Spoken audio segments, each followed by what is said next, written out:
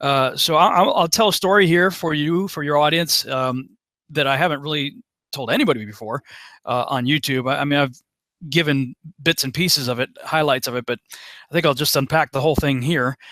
And that takes us back to about 1998. In 1998, there was all these intellectual properties coming out because the Millennium was coming, Y2K. Right. Yep. Everything's going to crash. Everything's going to crash. Or there was a lot of people capitalizing on logos and graphics and various intellectual properties related to the Millennium. And this one guy had actually had the brilliance to trademark the date, January 1, 2000. He trademarked the date.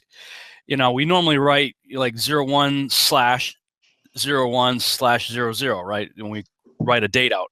Well, he's sitting on an airplane. He's looking at the date, reading some articles on Y2K. And he says, I wonder if I just took the slashes and turned them into dashes. So he trademarked 01-01-00. And the dude had made like $300 million by, I believe it was September of 1998, in licensing the right to use that logo on baseball hats and Frisbees and whatever. Unbelievable. Yeah, that's what I said. I'm going, wow. I mean, as an entrepreneur and a businessman, I'm thinking that is absolutely brilliant. As an artist, I'm going, what a piece of crap. I mean, on January 2nd, it's over, but who cares? January 2nd, what does that guy care if it's over? The guy's made over $300 million, So I thought, I can compete with that. So I created a logo that I eventually trademarked as the symbol of a new generation. And it was a 2K symbol that looked very much like a fraternity symbol. If you can imagine the Roman numeral 2, and like if you think of Times Roman K, but remove the vertical post. So all you have is a little wedge on the side. So you have a Roman numeral 2 with a little wedge on the side for the K. So it looked cool. 94.7 WMAS, playing the best songs on the radio. It's Brad Shepard and friends. It's 10 after 8 o'clock, 8:10. Well, we'll ask you to put your hands together and welcome a friend of ours. We've talked to him before. This is Rob Skiba. Good morning, Rob. Good morning. How are you? Nice to have you in our studios. Now, you may remember, let me just refresh your memory that Rob is a guy in South Hadley we spoke to when he built the set for the Big E's Dino exhibit last fall, which was a very imposing effort. And now Rob has moved on to some other things. Rob, there's a movie out called In Dreams, and you've designed some props for that film? Yes, what had happened was I was going to Northampton to be an extra in the film. Oh, you were? And, yeah. Did that happen? No, it didn't, because the dinosaur exhibit came up. Oh, and it was a choice of $50 a day to stand around and be an extra or make a dinosaur exhibit. I got you. So I opted for the dinosaur exhibit, but there was a technical number for props and stuff. And I sent it to a friend of mine who ended up getting the job, and then he called me, and I made 8,000 square feet of fake rotten apples for the film. Now, wait a minute.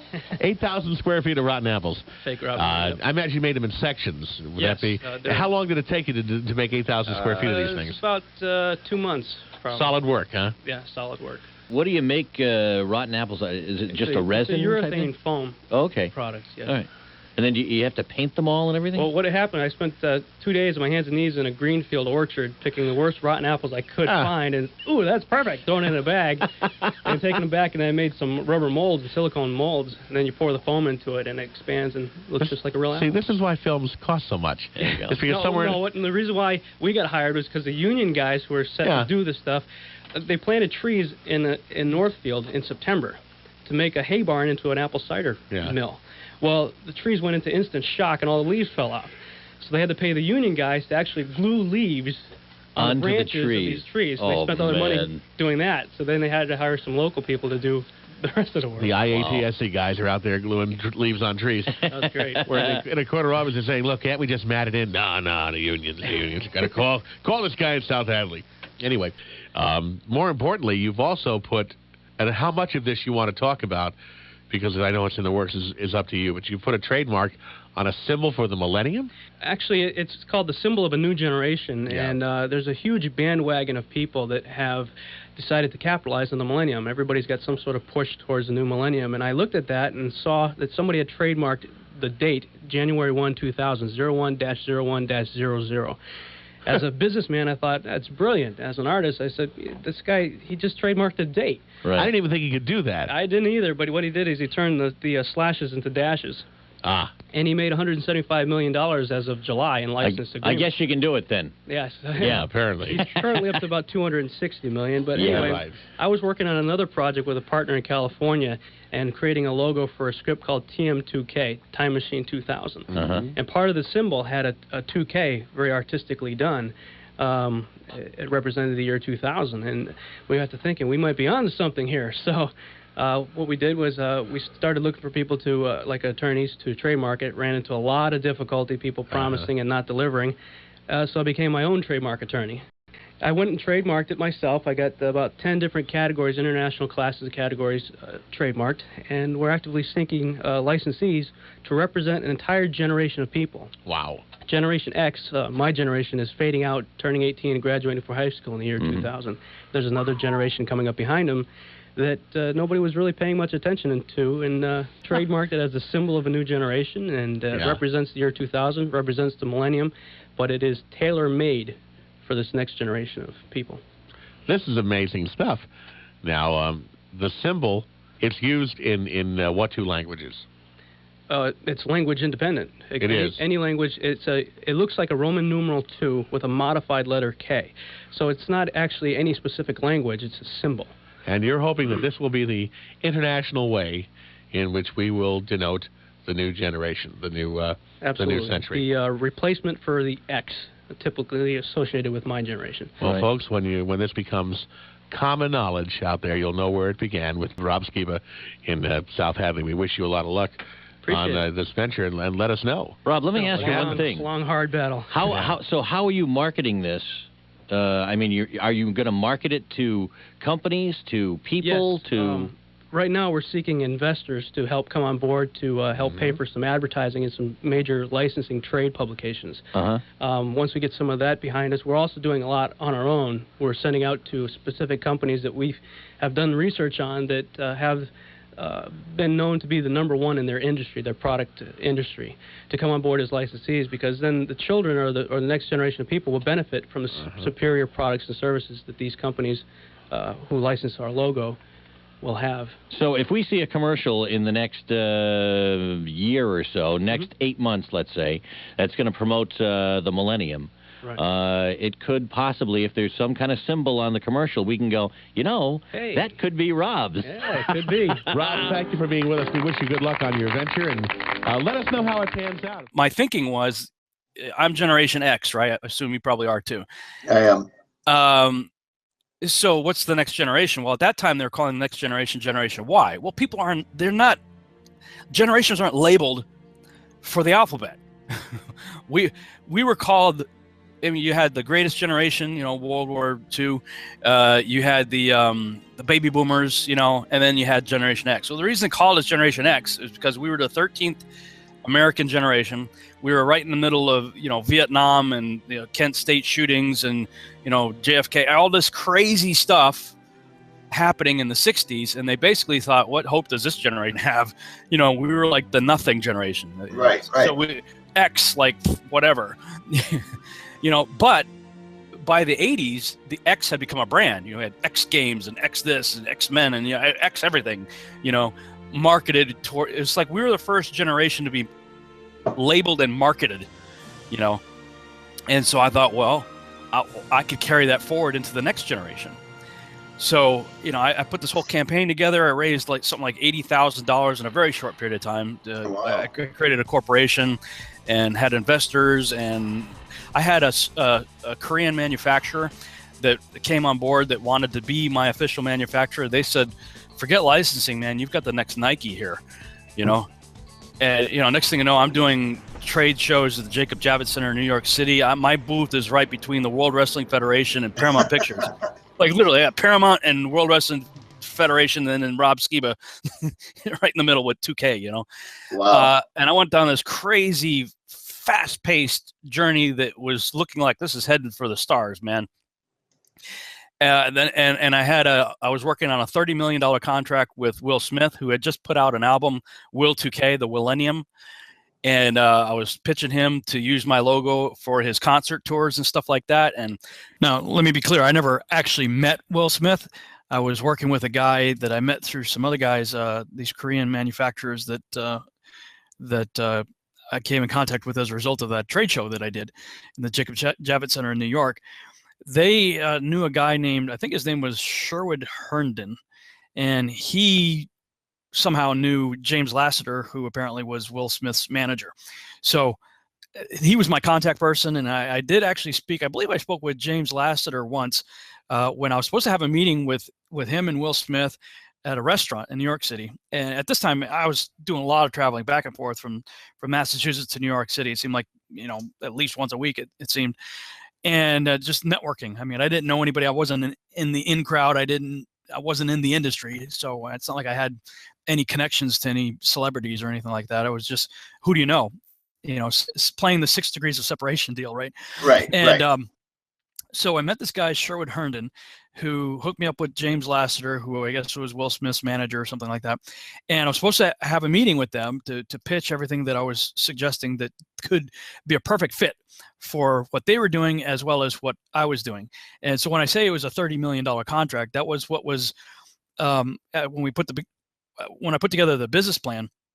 That's basically what it looked like it was going to come out to in sales and all kinds of stuff, ancillary products and whatnot, that would go along with his tour, but also help me as a celebrity endorsement to put forward everything that I was trying to do. So it would be a mutually beneficial relationship. And it looked like the projected income from that would be about $30 million. And so I was supposed to have a dinner meeting with them, and I go to New York to wait on that call, and I got the call. I believe it was James Lasseter that called me and said, "Hey, listen, we're tied up. Something went wrong at Radio City Music Hall, so can we take a rain check?" And I'm like, "Yeah, sure." He said, "Listen, if you're ever out in LA, come look us up. I'd be happy to talk with you." So that was that. But then, so I didn't get to go to meet with them, but in the office right next door to the Korean guys that I was working with, there was this guy just sitting there. I happened to just walk by this office. There's a little hole in the wall, barely the size of a closet, this guy's office.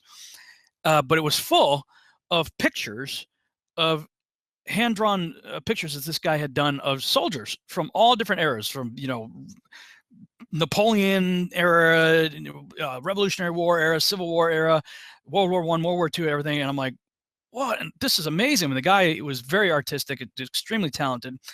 And I was working on another project, which I'll tell you about in a second here, a flag project that was geared towards helping veterans. And so I'm like, wow, and I made a connection with this guy and asked him if he could draw me a picture of soldiers from each of the primary, dominant wars of the 20th century. And he's like, yeah, sure. So he whips a picture out for me. I'll tell you about that in a minute. But anyway, so I'm working on all this stuff with the Will Smith thing. Then a buddy of mine that I grew up with, and we joined the Army together, he saw what was happening with my 2K project, and he's like, well, I should come up with something. So he took the stars in the American flag, the 50 stars, and he rearranged the star fields so it had like a ring of stars and kind of like a starburst pattern, and put the number 2000 in the middle as in a colonial style font. And he showed it to me. He's like, what do you think of this? I'm like, dude, that's awesome. That is beautiful. It's like the bicentennial flags, if you remember, in 1770. I do. 1976. Well, he kind of took that idea and turned it into a Millennium flag. And I said, okay, he asked if I would be the project manager on it. I said, yeah, sure, absolutely. Learning from what I did from the previous project. So we trademarked that as the official patriotic Millennium flag. And same thing, man, people were throwing money at us and doing trade shows, and said, wow, this is amazing. 2 local businessmen are planning to celebrate year 2000 with a patriotic salute to America. The pair has created the Millennium flag. Look at that, a red, white, and blue tribute to the end of an era and the beginning of another. The Millennium flag is similar to one created more than 20 years ago for the nation's bicentennial. Americans are very patriotic in times of war. So we thought, well, what if we could get that same kind of patriotism without starting a war and celebrate the American spirit as we go into this bold new era. And we are told that 5% of all sales from the Millennium flag will go to veterans organizations. This is the box it comes in, and it's from New Frontier Company in Chicopee. 5% to veterans organizations. Sounds like a real good deal. Pretty nice. Hope we can see him flying all over Western Massachusetts. And Tom Hanks, my mother found an article in Reader's Digest that showed Tom Hanks, and he had just done Saving Private Ryan. And HBO was about to put out the Band of Brothers miniseries. I remember that. And he basically had a sales pitch saying, hey, you know what? There is no memorial in Washington, D.C. for World War II, if you could believe that. I mean, you had like the Marines memorial, but there wasn't like an official memorial for World War II. So he's like, hey, you know, let's make this happen. And Senator Bob Dole came on board as sort of a congressional spokesperson for the deal, and they needed to raise $100 million. They had 80, but they stalled out. They needed 20 more, and they just couldn't get any further. And I turned to my buddy. I'm like, dude, we've got the perfect fundraiser here. I mean, we sold 400 flags in Chicopee, Massachusetts by just waving it on the roof of my video production office on the corner of James Street and Memorial Drive. If you remember, there was a strip mall plaza there, and I had a video production office there. And we just put the flag on the roof, and people driving by, going around the rotary there on Memorial Drive, saw it, and I'm like, wow, what is that? It came in with 400 flags just flying it on the roof. I said, dude, if we could sell, I'm like, if we could sell 400 flags in Chicopee, Massachusetts without advertising, if this goes national, it's going to be huge. So I put together a 26-page proposal, got on a plane, didn't know anything, didn't know anybody, just went out to LA. I'm like, I got to find Tom Hanks.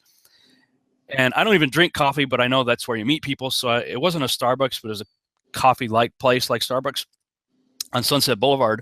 And I'm just networking. I'm just talking with people. And somebody overheard me saying that I was trying to get a hold of Tom Hanks. He goes, "You're trying to get to Tom Hanks?" I said, "Yeah." He says, well, he goes to my church. He's Greek Orthodox. And he says he's like best friends with the priest. And, you know, come with me to church this weekend, and I'll introduce you to the priest. I said, okay. So I went to church with this guy. Afterwards was introduced to the priest, showed him what I was trying to do. He says, wow, this is exactly what Tom's been looking for. But he was shooting Castaway at the time, so he wasn't even in town. So they said, tell you what, can I take this package? I said, yeah. So I think he gave it to Rita Wilson, his wife, who took it to Playtone, his production company. And the next day I get a phone call from an attorney in Washington, D.C. saying, hey, FedEx a copy of this to me like right away. So it's like, here I go from the East Coast to the West Coast just to mail it back to the East Coast, but whatever, okay.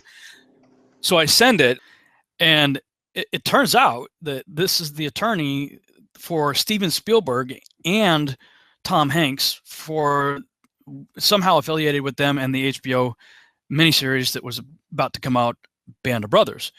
So, you know, this guy is telling me that, yeah, you know, everything looks good, and listen, you're going to be in a room with Steven Spielberg, Tom Hanks, and myself, and I'm freaking out, like, what? And you know, I'm going to be having this meeting, and basically all I needed to do after everybody agreed on all the paperwork was get the signatures. And I had two manufacturers, I had three manufacturers, two in the United States and one in Canada, that were flag manufacturers on standby. And they were telling me, yeah, listen, you know, because it was, the plan called for the making of 2 million flags, and pretty quickly. And they're like, yeah, we can do it. And we'll be willing to do it without any money up front if you actually can present the documents that shows that, you know, I've got the backing of people like, you know, Tom Hanks and Spielberg and everything, you know, that everything that I'm saying on my end is true. Then they would go ahead and on faith put those out, and we'll pay them, you know, on the other side of it. And so when I say $70 million contract, basically what that meant was we're going to sell 2 million flags at $35 a piece. So it was $70 million. So 20 million would go to the manufacturing of those flags, and pay for the manufacturing of it. Another 20 million would go towards the balance of what they were trying to raise for the World War II memorial. And that left 30 million to split between Tom Hanks, the attorneys, and me and my buddy. And again, the Will Smith deal was looking like it was going to be about a $30 million contract with, you know, obviously expenses and everything incorporated in that. So I was still looking at making, you know, several million on my end easily. But I put that on hold because, you know, that was only a $30 million contract. Now I'm working on a $70 million contract, right? So, and because I didn't meet with those guys in New York, I figured, well, next time I go out to California, if I have to go out there to do anything else with the flag project and Tom Hanks, then while I'm in LA, I will go ahead and meet with Will Smith again. And so, you know, I'm thinking temporarily putting the 30 million on hold to work on the 70 million, but collectively that's $100 million, you know. And this was like a done deal, man. I mean, it was like the perfect everything. And I had a sales pitch, was basically, hey, the price of freedom has been paid. It's time we say thank you. Here's an official patriotic Millennium flag. A percentage of the proceeds goes towards building the World War II memorial. It was a perfect perfect storm, man. And I put all my eggs in that basket, dude. I mean, like everything went on hold for that. And my buddy Mike, same thing. You know, he, if I remember right, he quit his job, and because I was working on this full time. That's why he wanted me to be the project manager, because I had the time to do it. And as things started to develop, and I'm doing all this stuff myself, he's like, you know what, I'm going to go in all in too. So he quit his job, and he was, you know, working in as much faith as I was. And so, you know, we both had everything at stake at this point on this project. Then on the anniversary of Normandy, the ABC News ran a special report about World War II or whatever. And some rich guy in the country saw the report and couldn't believe there was no memorial for World War II. So he wrote a check that night for $14 million. And I just remember Bob Dole getting on television and saying, come on, Congress, let's get the other 6 and get this over with. And I turned to my now ex-wife and said, we just filed for bankruptcy. And yeah, it was this explosion from hell where lost my business, lost my house. My wife takes off with some other guy. And oh my God, it was, yeah, I basically ended up broke, homeless, divorced, bankrupt, and living in a Dodge Stratus with everything I owned in it, ready to put a bullet in my head. And the American dream. Yeah, that's the American nightmare anyway for my buddy and I. It was just as bad for him too. And we both of us lost the business. We both lost our houses. Both of our wives took off with other guys. In his case, she left him for one of our buddies that we used to be with in the Army. I mean, he was one of the Army guys that we hung out with. She left him for this other guy. And took his kids. So I didn't have any kids in the situation. So that just compounded the problem for Mike is, you know, we both lost everything. And I think he filed for bankruptcy too, or maybe I think he had to lose the house in order so he didn't file for bankruptcy. I don't remember exactly what happened, but long story short, we both lost everything. And, you know, he lost his kids, his wife takes off, my wife takes off later. And then it turned out his wife that left him for one of our Army buddies committed suicide. So I mean, it was just, man, what a terrible season that was. And you know, all this time. Oh, and there's another thing that was going on at the same time. While I was doing all of this, in 96, I got this idea for a script that eventually became known as the Omega Conspiracy, and it dealt with the idea of cloning Jesus from the blood on the Shroud of Turin. And so that was from like 96, 97. I was doing a ton of research on DNA and cloning and things of that nature, which was all sort of the precursor to the Nephilim research that I did much later. But I had like 1,000 pages worth of printed research that I had pulled off the internet and other sources just on that project alone. And while I was doing all that stuff and making trips back and forth to New York and going to California, I was also writing this script. And, you know, you got a lot of time sitting in planes and trains, right? So, you know, I'd be writing. And when I did it, I went to a pitch festival where I was out pitching my movie script to various movie studios. And Lighthouse Productions, I think, was had something to do with the movie Close Encounters of the Third Kind. They were interested in optioning my script, but I needed to do a rewrite. So right when I finished the rewrite, and this is at the tail end of the Tom Hanks deal falling apart and filing bankruptcy and losing the business, that's when my wife says, you know what, I want out. I'm filing for divorce. And then I went away on a 6-day business trip, and when I came back, the house was empty, and she's out sleeping with some guy up in Maine that I found out about the hard way. So that was my crucible. You know, that's all a big part of who I am today. And yes, I have, looking back at these things, I've achieved many things, but there was one word that I would use to define myself, especially at that time, and that word was failure. I felt like a failure as a friend to those that got involved and invested. There was a lot of people that invested in these projects, and most of them were friends and family. I've gone from one enormous failure to another after barely, I mean, I could get to where I could touch unbelievable success, like just barely touch it, and then all gone. So failure. I felt like I let a lot of people down, family members, friends, investors. And even though the bankruptcy wiped my responsibility for all of that clean, I still carry the weight. I mean, that's an enormous weight to carry. And to some degree, I still carry it. And whenever I'm actually in a position of success, when I'm bringing in the kind of income that level of success can bring, my heart, even though I don't legally need to do so anymore, is to pay these people back. And if I'm able to, I'm going to.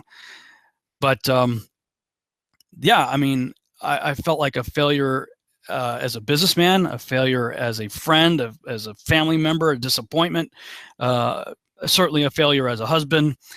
Felt pretty much worthless.